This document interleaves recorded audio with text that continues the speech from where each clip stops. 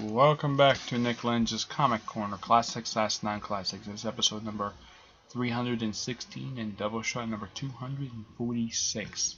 Okay. First up, Spider-Man / Deadpool, Volume 1. Isn't it Bromanic? Yeah, it's a funny name.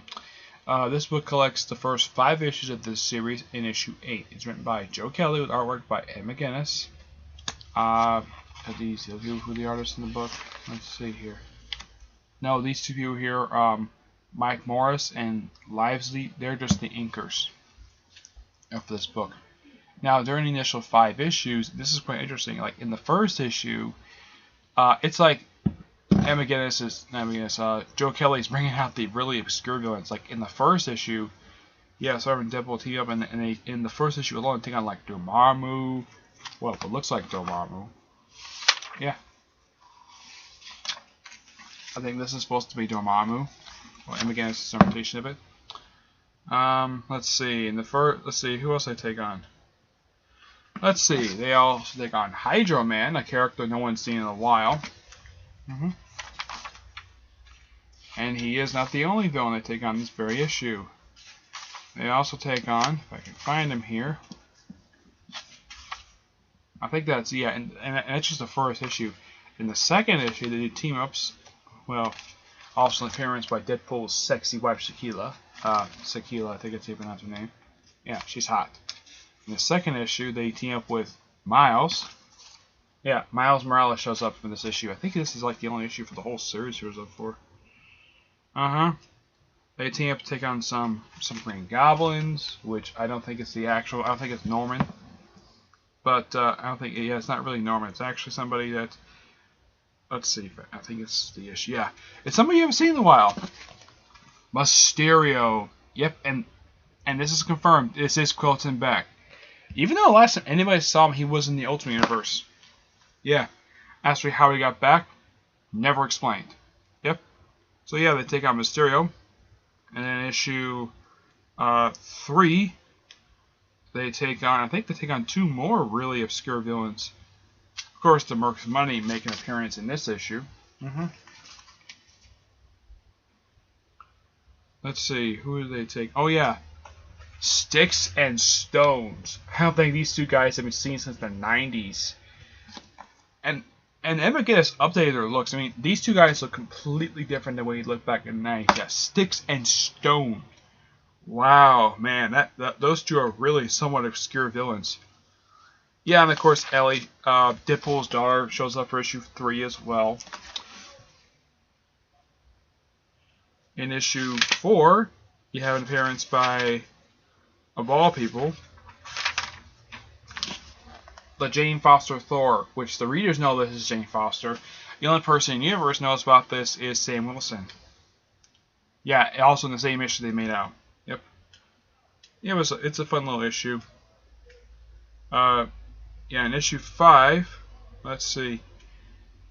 Yeah, I think this is the issue. This is the infamous issue where Spider-Man, for the first time in a decade, meets up with Mephisto. And this is the first time since One More Day.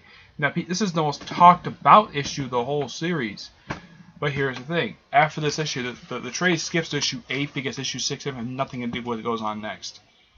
And of course, Lady Death shows up in here.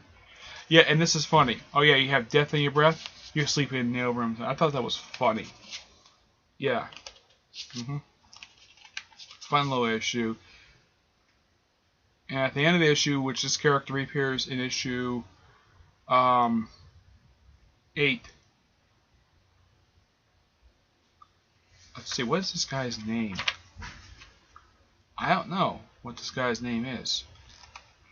Oh, I should also point out Spider-Man wears like a black stealth suit. Kind of similar to what Kane had when he was a Scarlet Spider. As for who this character is, I don't know. I know it's not Reed Richards. So yeah.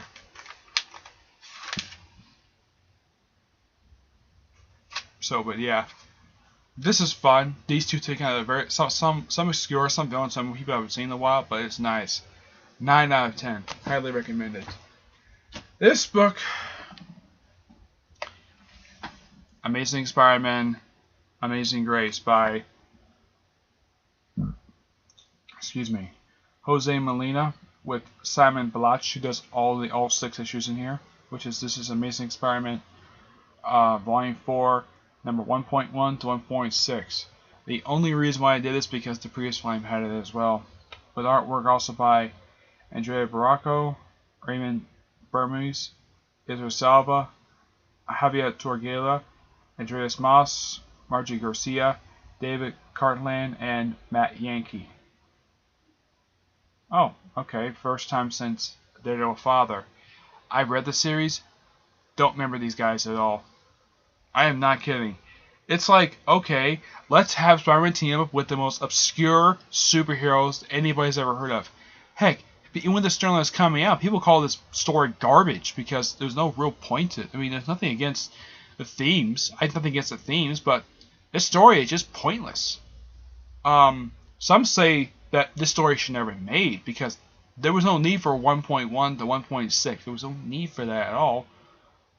But the Sandarians, I think it's pronounced their name, they're a group of Latino superheroes who apparently last time appeared in the pages of their file. Here's a sample of the artwork. The artwork in here is actually pretty good. I like the artwork in here, and this is also a guy who worked on Lobo. Yeah, same artist. It's just okay. I had nothing against the story in here. It's just that, really, Marvel, you dig up some people who may have never read Daredevil Father, and it's like, okay, you bring up these group people again, even people who never read Daredevil Father. I think I've read it. I don't know. It's been a few years, but yeah, I want to be fair to it. I mean, the artwork is actually pretty good in here, but the story, just okay. Not all that interesting. 8 out of 10. I just want to be nice to it because it's got good artwork. Alright, that's it for this episode. Stay tuned for the next episode, which is episode 317 and Doubleshot 247. Okay?